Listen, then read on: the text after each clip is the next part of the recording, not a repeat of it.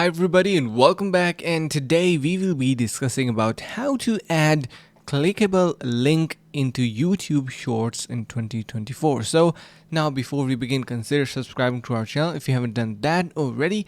So the key takeaway is going to be that you cannot eventually put your links into your YouTube Shorts. If you want to put your links into your YouTubes, you can do it for your longer version of your videos. So if you're trying to do that on Shorts, you can do it, but of course it will be much easier and supported onto your longer videos. So you can see, if you head over to official YouTube guide to reduce spam and scam attempts, URLs placed in YouTube Shorts comments are basically non-clickable. So it is not possible in Shorts. If you're trying to do that, do not waste your time doing that. And yeah, I hope this is going to be saving time for you guys.